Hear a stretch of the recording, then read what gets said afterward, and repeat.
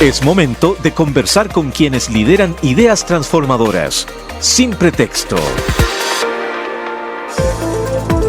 No son buenas noticias las que nos llegan desde la Antártica luego que se reportaran muertes de aves sin ninguna explicación y ejemplares sintomáticos en las islas Georgias del Sur. Un grupo de científicos británicos confirmó que se trata de los primeros casos de gripe aviar altamente patógena H5N1.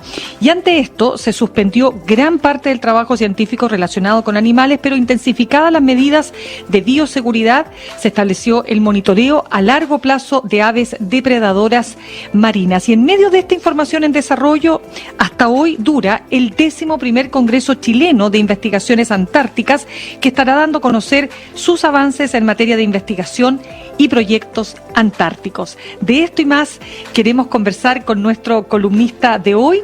Él es el doctor Elí Pulán, director del Instituto Milenio Base. Doctor Pulán, ¿qué tal? Muchas gracias por estar con nosotros esta tarde. Buenas tardes y muchas gracias por la invitación. Queremos partir preguntándole lo siguiente. ¿Qué representa esta información que hemos obtenido en este momento, o sea, que hemos compartido ahora con nuestros auditores en el sentido de estos casos, ¿no es cierto?, afectados por este brote que ha sido tan virulento?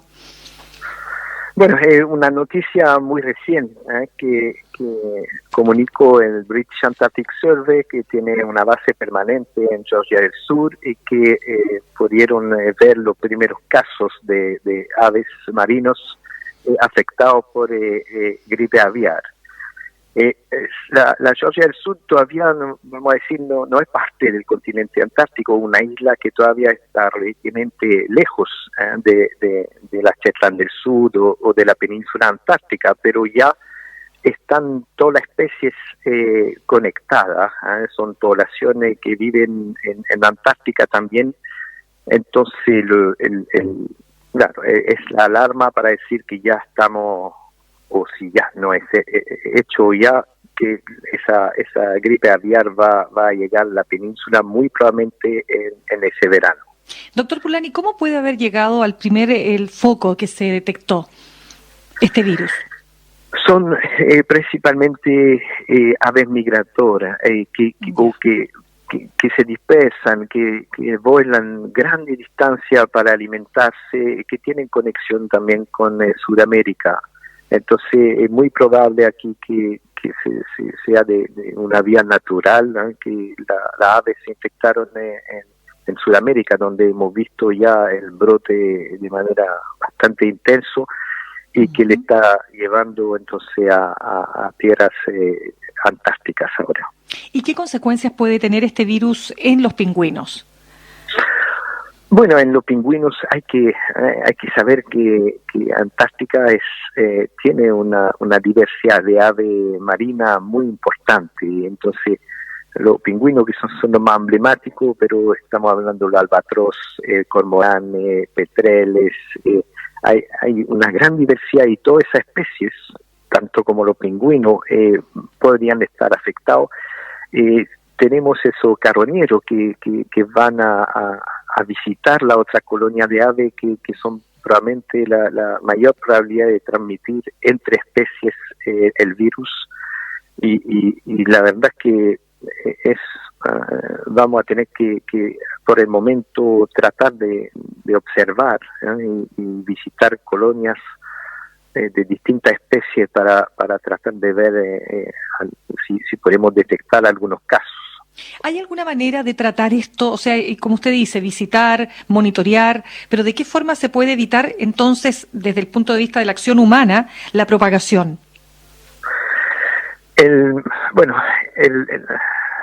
La verdad es que el modo de transmisión natural por ave es claramente el más potente, el más eficiente, pero no podemos tampoco obviar que nosotros podríamos ser un posible vector, no directamente siendo infectado, pero trasladando material infectado de un sitio a otro, visitando una colonia después de la otra, eso podría ser el riesgo. Entonces, por un lado, se está tomando alguna medida drástica de impedir acercarse a algunas colonias, pero al mismo tiempo no podemos dejar de observar y ir a chequear si la enfermedad llegó a qué especie, a qué lugar. Entonces, aquí hay protocolo muy estricto para evitar justamente esa propagación, pero sin dejar de visitar esa colonia. Y tenemos ya un primer grupo, en nuestro caso, que parte a principios de noviembre en Wedel, que va a visitar algunas colonias, y otros durante el verano que va a visitar otro sector. Pero son gente formada y que toman toda la precaución para evitar agregar finalmente a posible contagio entre especies y zona geográfica. Doctor Pulán, cuénteme, ¿cómo se manifiesta este virus en las aves una vez que son, contagiados, ¿no? Que se contagian con este virus? ¿Cómo? ¿Qué se expresa en ellas? Bueno, eso lo hemos visto ya en nuestras costas en Chile. Lo más simple, lo primero que se ve son animales muertos. Uno llega y ve un número un poco inhabitual de individuos muertos, o en el caso que se han infectado animal que no estén en buena condición, que no vuelan, que se desplazan lentamente. Es decir, que ahí hay todo un foco de evidencia que permite ver eso.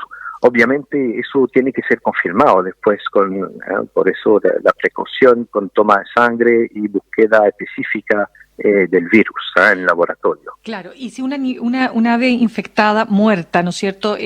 Viene una ave carroñera y come la carne de esa ave, ¿es posible? O sea, ¿cómo se contagia así directamente? Sí, es posible que haya esa vía si el animal no murió. Los carroñeros tampoco solamente atacan al animal muerto, sino que animales en mala condición lo van a matar, y aunque no esté todavía. Así que ahí donde los riesgos son lo más altos. Claro, y esos animales es una costumbre. Ellos no solamente comen cadáveres, pero animales en mala condición o polluelo aislado pueden ser atacados. Qué pena, sí, uno se imagina que es parte de la vida natural, es bastante impresionante ver eso, me imagino, bueno, uno lo ha visto en los documentales, por cierto, ¿no? Claramente, o sea, que no es solo las aves muertas en este caso, sino que las que están más débiles, como dice usted, por las razones que sea. Y en definitiva, tal como usted lo explica muy bien, es difícil controlarlo porque son las aves los vectores, en definitiva, los que van trasladando el virus. Estamos conversando a esta hora con el doctor Elie Pulán, él es director del Instituto Milenio Base. Doctor Pulán, aunque se trata, claro, de un virus que se transmite entre aves, igual la Organización Mundial de la Salud ha dicho que, si bien el número de casos en humanos ha sido extremadamente raro, hay un número creciente, se ha dicho, de detecciones de la actual cepa H5N1 entre mamíferos, y eso está generando preocupación de que el virus pudiera adaptarse e infectar a humanos más fácilmente. ¿Cómo lo ve usted?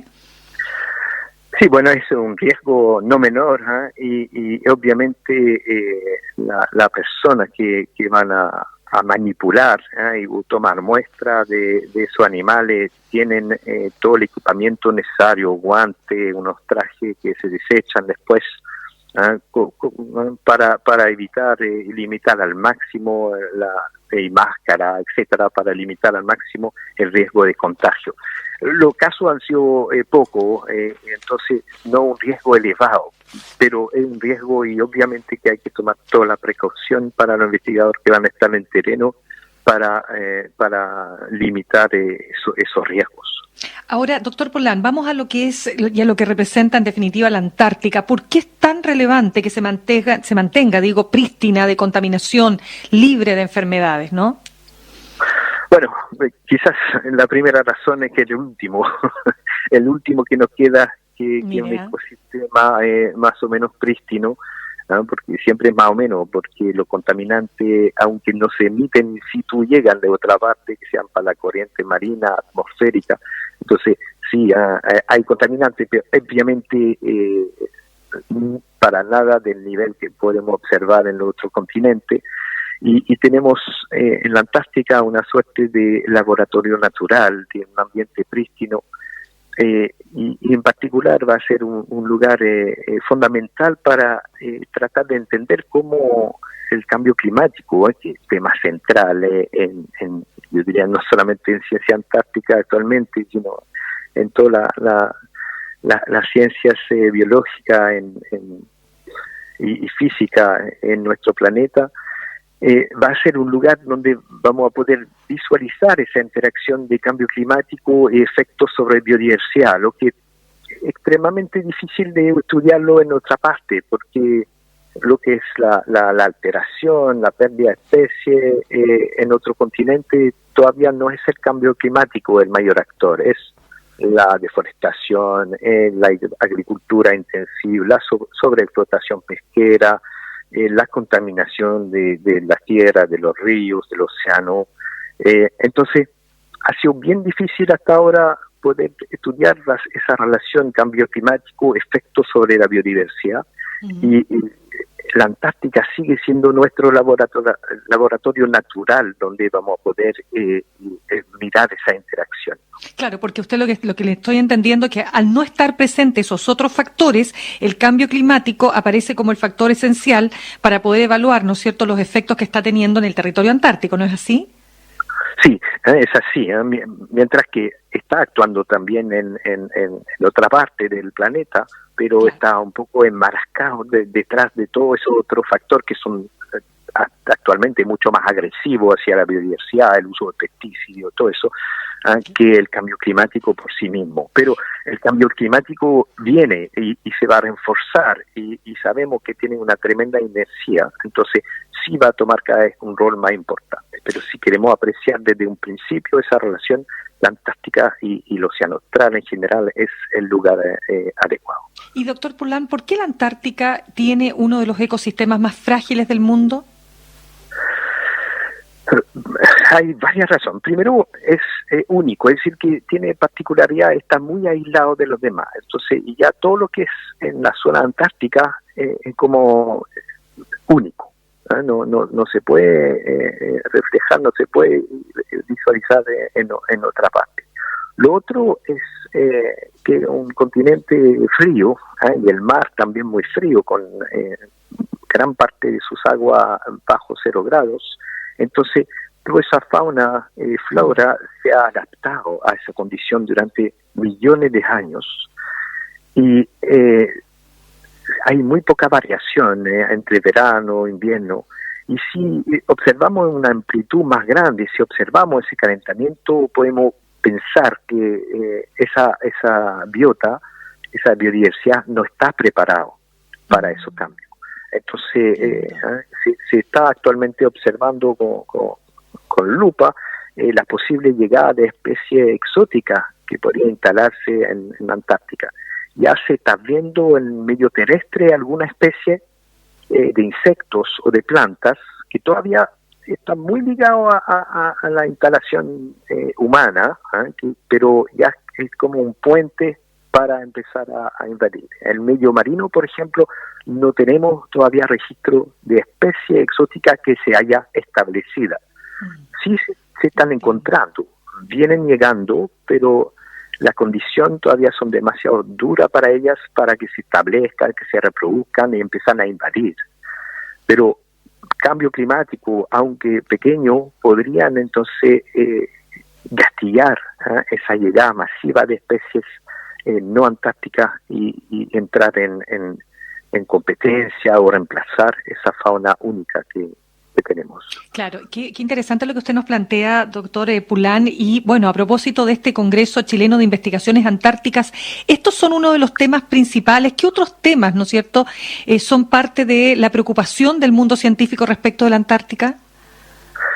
Bueno, la parte de biodiversidad, por supuesto, pero también la parte física, es decir, estudiar los cambios en masa de hielo. Hemos visto esos 2 últimos años disminución drástica del hielo de mar. Ese hielo que rodea la Antártica en invierno, solamente el mar se congela, y se ha visto que esa superficie que se congela ha disminuido de manera brutal esos 2 últimos años, con alguna terrible consecuencia.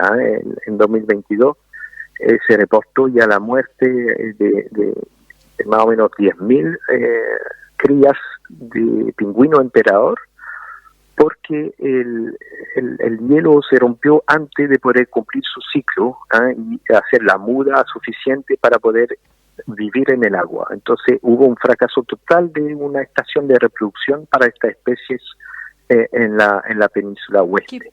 Probablemente este año va a ocurrir lo mismo y estamos realmente hablando de incidencia. Entonces, y eso es el hielo de mar, pero estamos viendo también que el hielo continental se está derritiendo más rápidamente que lo previsto, y con su consecuencia sobre un aporte significativo al aumento del nivel del mar. Es decir, hay muchas noticias que han salido esos 2 últimos años que prenden las alarmas, que sea tanto a nivel glaciológico, a nivel biodiversidad, para estar preocupados. Sí. Doctor Pulán, ¿y este derretimiento, aunque la pregunta yo sé que es difícil de responder, pero es inevitable?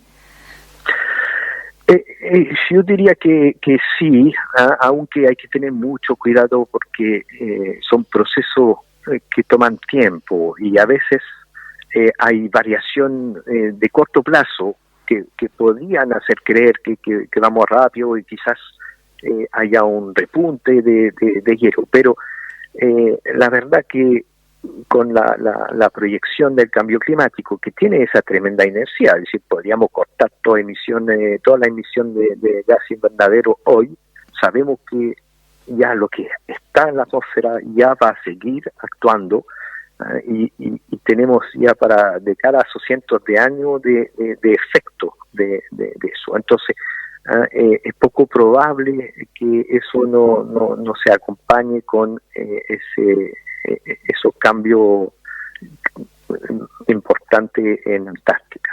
Y como científico, cuando usted escucha opiniones de políticos tan importantes a nivel mundial como el propio expresidente Donald Trump o como lo fue Jair Bolsonaro en Brasil, que niegan el cambio climático, ¿qué le pasa a usted como científico?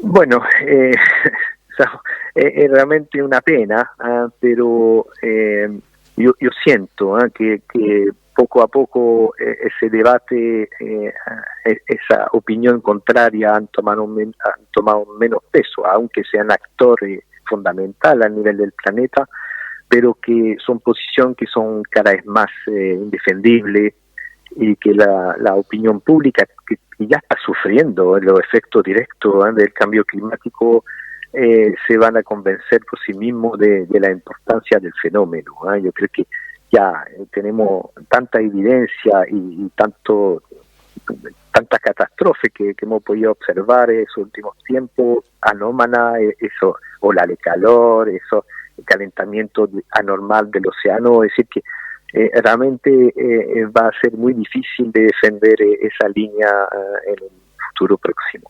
Y por último, doctor Pulán, ¿qué hay de este nuevo récord, ¿no es cierto?, del agujero de la capa de ozono sobre la Antártica? Eso, la verdad, no quiero mucho comentar eso, no es mi dominio. Son ciencias atmosféricas. Ha sido bastante complejo, porque bueno, he seguido el tema. Aquí teníamos un ejemplo muy lindo donde el planeta, todos los gobiernos habían logrado acuerdos para prohibir el uso de esos gases que generaban la destrucción de la capa de ozono. Ahora hay que entender, y se había vuelto a reformar. Ahora hay que tratar de entender por qué esa variación, si son temporal, cuáles son las proyecciones, pero claramente no es mi especialidad y no quisiera decir cosas no se preocupe, sobre el tema. No, está bien, pero ya con todo lo que conversamos nos da doctor Eli Pulán, un panorama preocupante, eso sí, pero también desafiante. Director, además, del Instituto Milenio Base, le quiero dar las gracias por haber estado con nosotros esta tarde. Ya, muchas gracias a usted.